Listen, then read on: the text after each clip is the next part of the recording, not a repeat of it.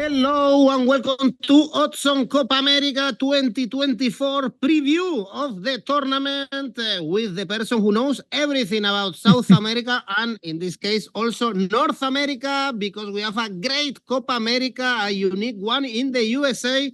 Leo Bachanian, hello, are you ready for the tournament? Hello, Edu. A pleasure again to be with you. Yes, of course. I'm ready. I'm excited. I'm really looking forward for this Copa America in the United States.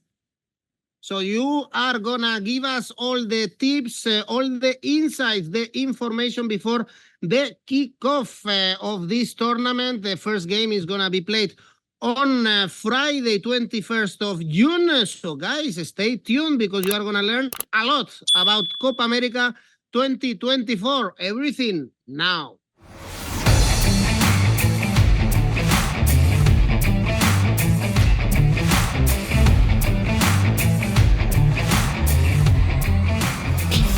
Well, and the first thing we want to know when we check this, when we do this kind of previews of the Copa America 2024 is to know the winner. Leo, first thing, let's take a look at the outright odds for the tournament. It's no surprise that Argentina, the title holders, champions, World Cup champions, are the favorites with 275, followed with Brazil. I guess it's a big question mark, this new Brazil, with all the problems that they are having in the qualifications for the next World Cup. Brazil to win is 3.25. Yes. How do you see the odds for the outright winner?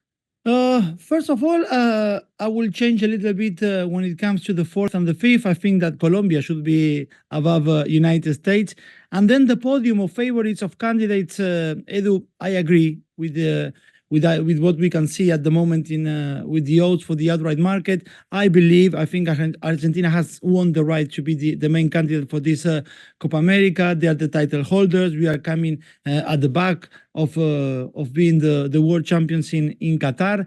Of course, it's a different moment. It's a transitional moment within the national squad. For example, big names that won the World Cup won't be there in the United States. I'm referring to Paulo Dybala.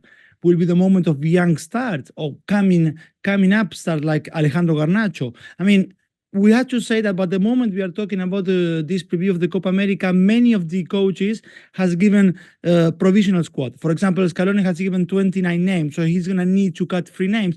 But we know that they're going to be cutting for sure, very likely, the young ones. For example, Valentin Barco, he's competing against Marcos Acuna to go to the Copa America. If Acuna is fit, Acuna is going to the World Cup, Valentin Barco goes to the Olympic Games. Then he might need to cut the center back, Leonardo Valerdi or Lucas Martinez Cuarta. We will see. But then I think the big name, which is not there, is absolutely Paulo Dybala, but everyone is excited in Argentina to see Alejandro Garnacho. There is a little bit of a cloud. As much as I can say that I agree with Argentina being the candidate, the only thing that people is thinking, okay, how's going to impact the squad is that Scaloni has not been saying if he's going to stay or not after the Copa America. How is that going to play through the squad within the tournament? But then overall, 2023 has been a great year as well for Argentina. Edu, Argentina from the last 10 games has won 9 and lost only 1, which was back in November against Uruguay in La Bombonera, that defeat for 2-0. But of course, as well, I have to say that most of the matches Argentina has been playing lately, the opposition has not been great. Actually, since the World Cup, that's been the case with Argentina. We are not able to face strong oppositions in FIFA's day. For example, the last 2 has been in March against El Salvador and Costa Rica. Before we played Panama, before we played Curacao, we played Australia in China. But still, the confidence is high with the Scaloni's men, Edu. The base is still the same. Enzo Fernandez told Chelsea, listen, I need to go through surgery before the end of the season. I need to be fit for the Copa America. So the feeling is the same than before the World Cup. These players like and want to be part of the squad. Okay, so then you place Argentina. You already analyzed Argentina's favorites since they won the World Cup. Only one disappointment, that defeat at home against Uruguay in the road to the next World Cup, also in the US, Mexico, and Canada. Second favorite, Leo, is Brazil. Brazil to win is 3.25. A lot of question marks. They are sixth in this World Cup CONMEBOL qualifiers. 3 defeats, 1 draw, 2 wins. It's true that in the last friendly games in Europe, they were competitive, but also after the no of Carlo Ancelotti, there are a lot of question marks about Brazil. Tell me some information. Who do you think would be the start apart from Vinicius? Of course, Yeah, we were thinking of like we're gonna have Carletto Ancelotti in the United States, and we're gonna end up with Dorival Jr. Quite a downgrade, but I don't want to be too mean to Dorival. Anyway, but yes, Brazil is always Brazil, Edu, always Brazil.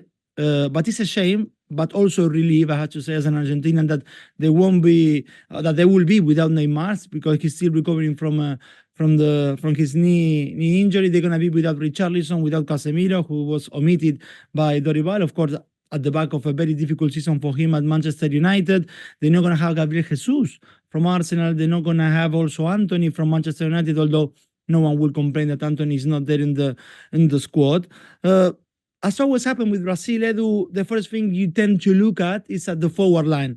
And this time we count Endrick. You're telling me, okay, don't give me a name again, which is Vinicius. Well, I think the eyes of everyone's going to be on Endrick for sure in the United States. Evanilson from Porto, he's having his first chance of playing a Copa America. He had a very good Champions League with Porto. They have Martinelli, Rafinha, Rodrigo, Savinho, Edu, which I'm very interested. I'm really looking forward to see if Savinho can replicate his form with Girona into the Verde Amarela. And as much as I want to avoid talking about Vini, we have to talk about Vini, because there is something which is going to make it for sure even extra special for him this Copa America. Again, we are talking before the Champions League final between Real Madrid and Borussia Dortmund, Edu. But if everything goes according to what we all believe, I'm not trying to jinx here Real Madrid chances, but if Madrid wins the Champions League, for sure Vinicius is going to have a great say in that. If Vinicius leaves the Champions League, he's going to go into the Copa America trying to be the MVP in the United States, trying to lift his first trophy with Brazil. And if that happens, for sure, Vinicius then is going to be the main candidate to get the Ballon d'Or at the end of the year. So what happens in Wembley, I have the feeling it's going to have a great impact in the way Vinicius approaches as well this Copa America.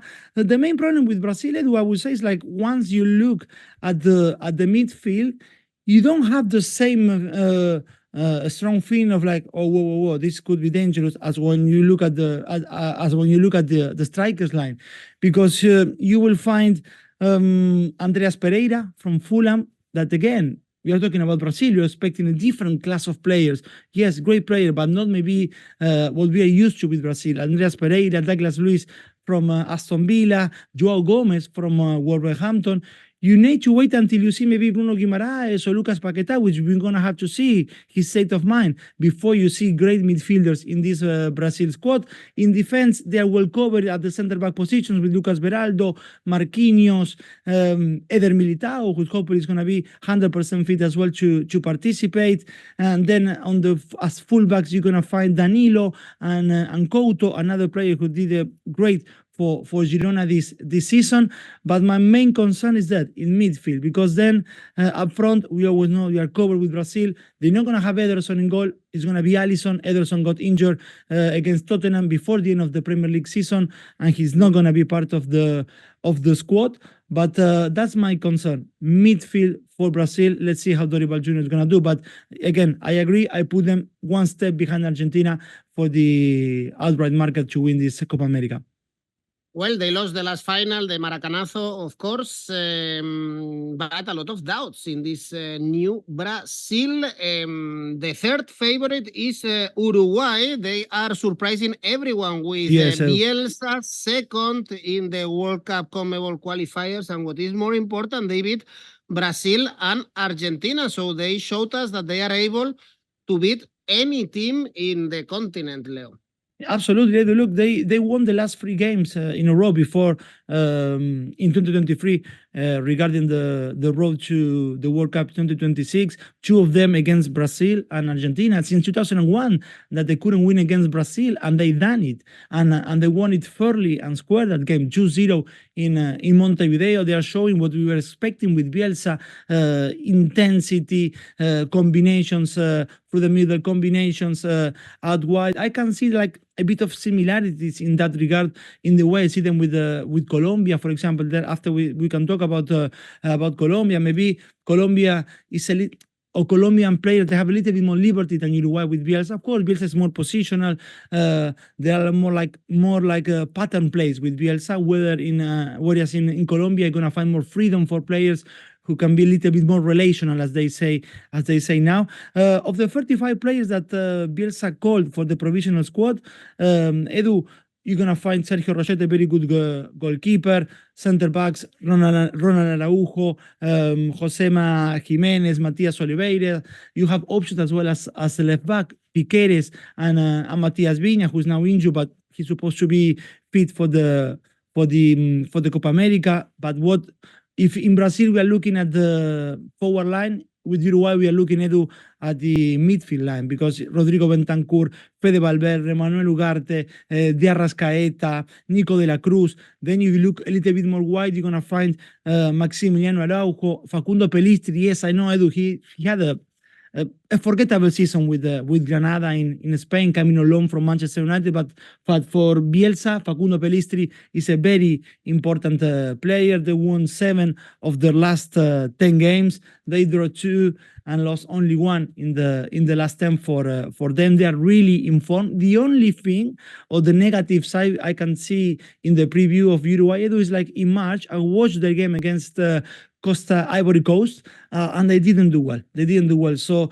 I had the feeling that they would need to rediscover that form of the end of 2023. But if they find that form, they are absolutely candidates on this Copa America as well.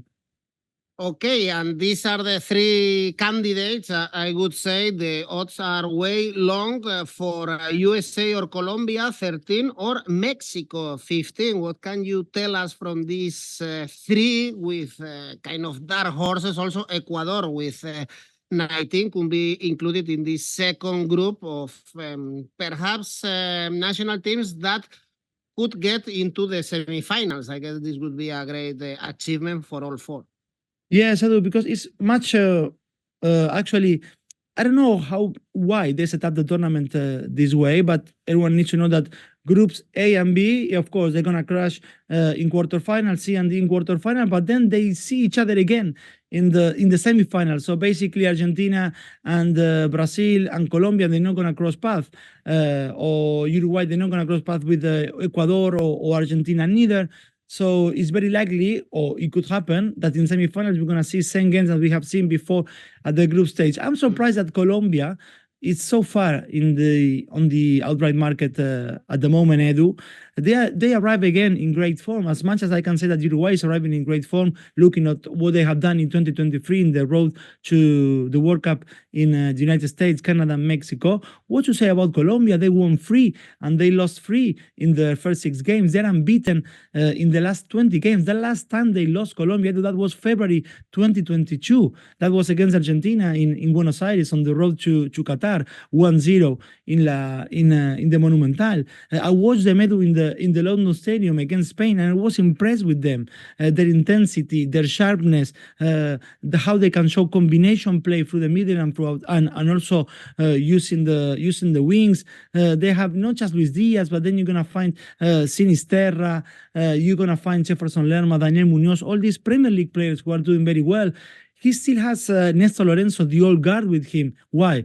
Because Juanfer Quintero is in the squad, because you have as well our main player for ages in Colombia, who is the player who played for Real Madrid, the player who played for Sao Paulo, the player who had a great World Cup in Brazil. Who that is, Edu? Jamesito. Jamesito. Well, Jamesito is still around. Jamesito is still around. Jamesito might not find the team to play with, but once he puts the national team T-shirt, he's amazing. Again, in that game against Spain in March in Southeast London in the London Stadium, he was amazing. It was a joy to watch him. And every time he puts the Cafeteros T-shirt, he delivers, and he's in the squad. Daniel Munoz, I mentioned to you, he's one of the fan favorites in Crystal Palace. And overall, Néstor Lorenzo has managed to create a team bond, which I think no one seen coming. And I can't remember Colombia supporters being so enthusiastic with their national team since 2014. So those odds of 13.5 for Colombia to win the Copa America, they seem a bit too far of what I see at the moment with them. Okay, let's check another market, Leo, before the tournament starts. Group winner, for instance, Group A, no questions, of course. Argentina is the favorite, 1.25. If you are thinking about the other team going through, perhaps you find value on Peru or Canada. Canada, I'm not sure, because Chile, they are favorites to go through together with Argentina, but they are having a lot of trouble with the golden generation finishing. They are finished, like Dorival and company.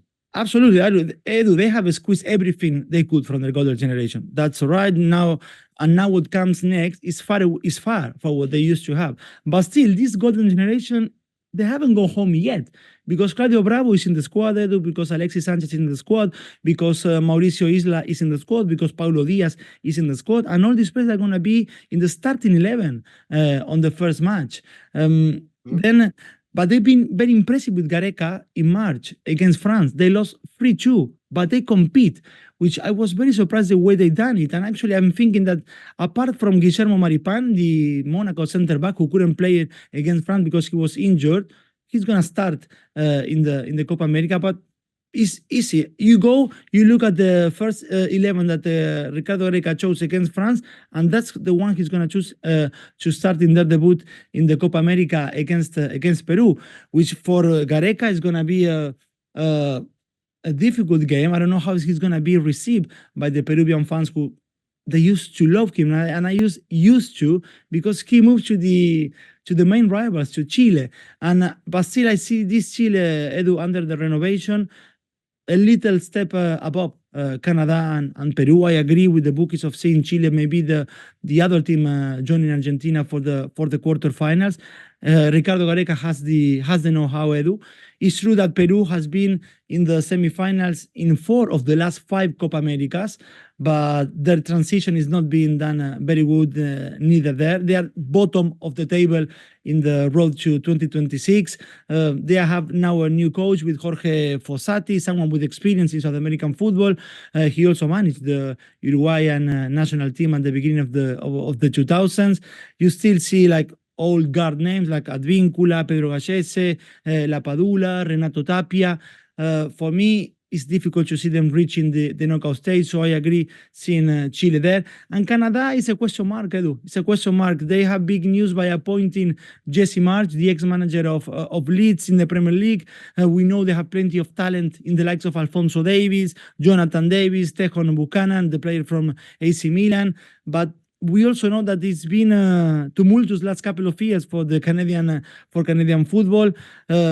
Even with Jesse March, I still see them struggling in this Copa America. For them, the main picture is always the World Cup 2026. I'm not saying that they cannot go through a second, but again, I agree with the bookies here. I think Chile is the main candidate to go alongside Argentina in Group A.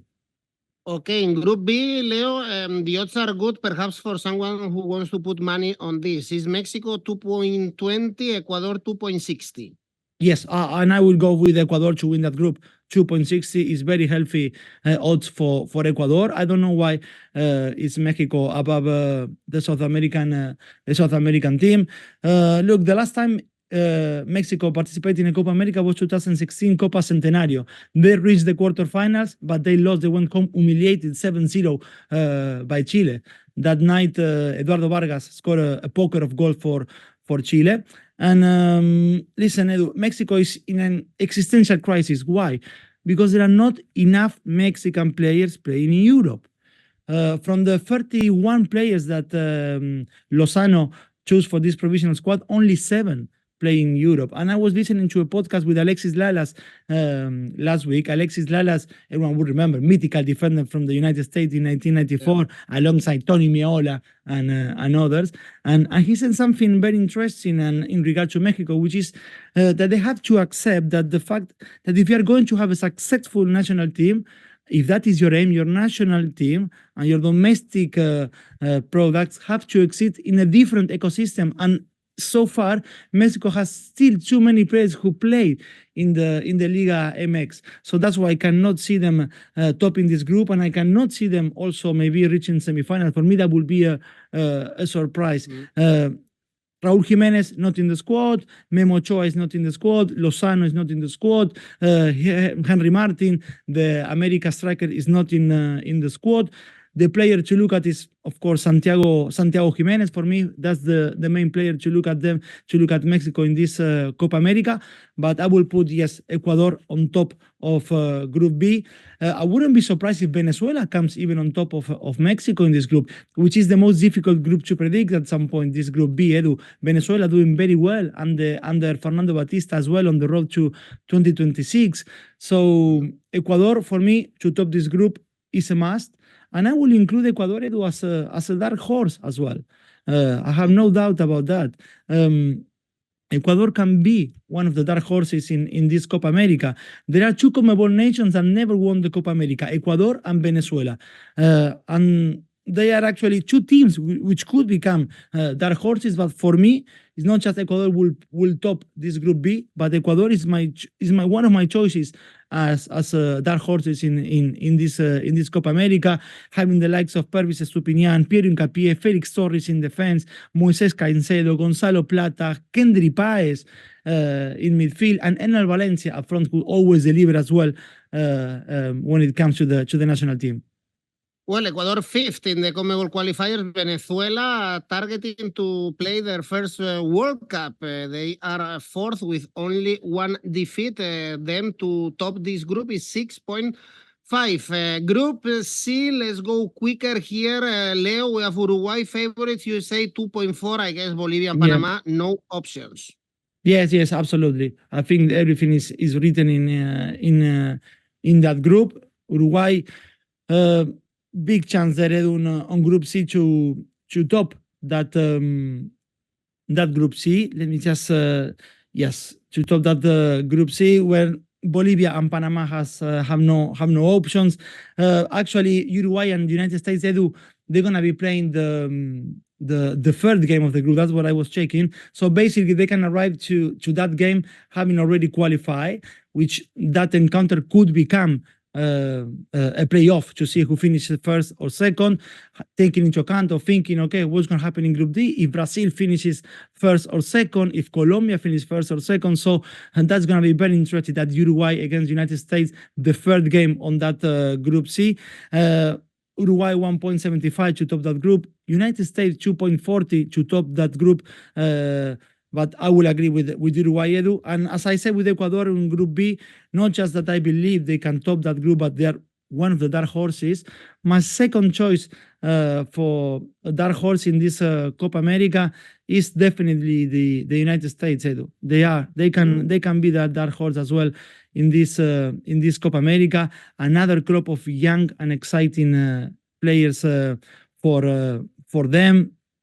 The campaign is going to start with Bolivia, that lost 20 of their last 29 games. 20 of the last 29 games in Copa America, they lost it. Well, the United States is going to start their campaign against Bolivia. Next is Panama. Yes, true, Panama has given them some troubles lately in the last 2 years in the CONCACAF, but they shouldn't have any problems. And in goal, you can see Matt Turner, the Nottingham Forest goalkeeper, Serginho Dest.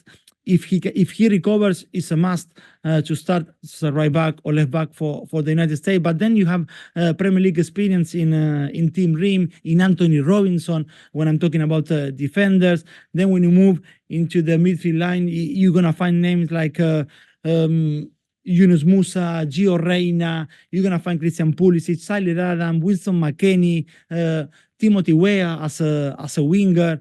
And up front, you have Folarin Balogun. So basically, a crop of young, talented, and intense players. So that's why I believe United States and Print.com can become one of the dark horses in this Copa America. Just remember, 2016 Copa Centenario, they reached the semifinals in home soil. So I think they can do it again, Edu. Getting ready for their World Cup. Remember that the next World Cup is going to be played in North America, Canada, US, Mexico, but the final will be played in the US. And Group D, we have Brazil as favorite, 1.4, Colombia, 3.75. You've already analyzed them. Paraguay and Costa Rica, I guess their best years have long passed. For Paraguay was in the World Cup in South Africa, for Costa Rica in the World Cup in Brazil. No options for them for a surprise. Also Paraguay with a lot of problems scoring goals. We've seen them in the CONMEBOL qualifiers. Yes, Edu, but I can't see the surprise there in Group D, to be honest. I think it's all written. Again, Brazil and Colombia, as much as I said that in Group C, that Uruguay and the United States, they're going to clash in the third game to decide in the playoff who's finishing first or second. The same goes for Brazil and Colombia, Edu. And Colombia to top this group, also 3.75. Be careful. They done it against Brazil, yes, in the road to 2026. Now in October last year, it's true, in Barranquilla with the heat, with the humidity, but they done it coming back from being losing 1-0, and they end up winning 2-1 with Luis Díaz. So as much as we spoke before of Brazil, or I said before that I agree, Brazil, of course. Brazil is always Brazil, and maybe a little step behind Argentina this time to win this Copa America. But those also 1.4 and seeing Colombia 3.75. Edu, I think it wouldn't come as a huge surprise for me to see Colombia topping that group because we will see, even with the draw, they don't need to beat Brazil to top this group. We're going to have to see how everything unfolds with Paraguay and Costa Rica. And maybe with the draw, Colombia is fine to top that group. So be careful with that. All right, let's talk about the individual markets, about players. Let's see, for instance, top scorer market. We have Leo Messi favorite 4, Vinicius next 5, Darwin Núñez 7, Julián Álvarez 7, Lautaro Martínez 9, Rodrigo 9, Martinelli 12, Hendrick 21, Rafinha 23, Pelistri 26, also John Córdoba 26, Luis Suarez 29. Is good for you, Leo? Well, I mean, Vinicius is at 5. Edu is my main take here, even above Messi. Yes, Messi was a golden boot in 2021 with 4 goals. If he scored 5, Messi, Edu, can surpass Norberto Mendes as the all-time Copa America goal scorer with 17 goals. But I see, in terms of goal scoring form for this Copa America, Vinicius could be one step above Lionel Messi, who actually he scored last night. Inter Miami lost 3-1 against Atlanta United, but he scored again. Actually, his goal is exactly the same he scored against Mexico in the World Cup. After we finish, you can go and look for it because it's exactly the same goal. It's like a copycat. But yes, I see Vinicius as my main candidate to top or to win the Golden Boot here in the United States, Edu. But I have my dark horse as well for top scorer. I've been saying good things about Colombia. I've been saying that they can even top the group which they share with Brazil. They can go all the way to the final. To do that, they're going to have to face, very likely again, Brazil in semifinals. But my dark horse top scorer is Luis Díaz, Edu, here. And Luis Díaz is 40-1 in here. Of course, it's a long shot, but if Pelistri is on 26, why not Luis Díaz on 40? And again, being the main man, of a team who can absolutely dream of going all the way to the final. So that's my dark horse top scorer with Luis Diaz. I like it. I like it. For the US, for instance, that you mentioned before, Pulisic, Yeah. 41, Timothy Weah, 51, even they are not scoring plenty of goals in Serie A. But could be another option. And tell me also which players we should put our eyes on, not the well-known ones, of course, not Vinicius, Messi. Our eyes will be on them, but some other players that you are looking forward to watching in this Copa America. Okay, we could go like even through groups and trying to avoid the main ones that we have already spoken. I said that we spoke a little bit about this renovation that Ricardo Gareca has to go through with Chile. Where in Chile, David Osorio, he plays behind the striker. He plays in Midfield in Denmark. He's a very good, talented player. A little bit shy out of the pitch. They want him to have like maybe to change a little bit his temperament, but once he puts the La Roja t-shirt, he can do very good things. He did very well against France in March. Then in Canada, yeah, of course, we all have the likes of Alphonso Davies, Jonathan Davis, maybe to do something different with them. In Group B, I think I mentioned, but it's good to say it again. As much as I believe that Mexico is not the favorite to top that group, they could even finish third because Venezuela is in a great shape and Ecuador is my main candidate in that group. Then Santiago Giménez is a hell of a player, the Feyenoord, the Feyenoord striker. He could do very good things. I can see him like moving to the Premier League maybe this summer, especially because Arne Slot, his ex-manager in Feyenoord, now moved to Liverpool, and he always talks very fondly about Santiago Giménez. In Group C, I need to go to the United States. I need to go to the likes of Pulisic, to the likes of Weah, and I have my hopes on Balogun, Edu. I know Balogun, someone who's been growing up in the Arsenal Academy. He did very well in 2022, 2023, playing with Reims, and that's why he got his move to Monaco. And this season, he didn't do well, 7 goals in 28 matches. He was dropped for many games. But with the United States, the last couple of games, he's done very well as well. And he's someone to have your eyes on. Folarin, Balogun in the United States. And then in Group D, yes, I cannot find someone in Paraguay or maybe Gomez in Paraguay, Matias Rojas, who's doing very well now in Inter Miami in the MLS. But my eyes will go to someone in Colombia who's not having so far the reflector that Luis Diaz is having. Of course, he's won that. He's a superstar, Luis Diaz. But John Arias, Edu. John Arias, actually, I don't know why Emery didn't give him as many chances that he deserved in the Premier League, but every time he plays, something happens, John Arias. He has a very good left foot. He reminds me a lot of Duban Zapata because he's powerful, but he's faster than Duban, and he can shoot so powerful with his left foot. So John Arias in Colombia is another one to look at. He did very well against Spain in March, and I can see him starting as well in the United States.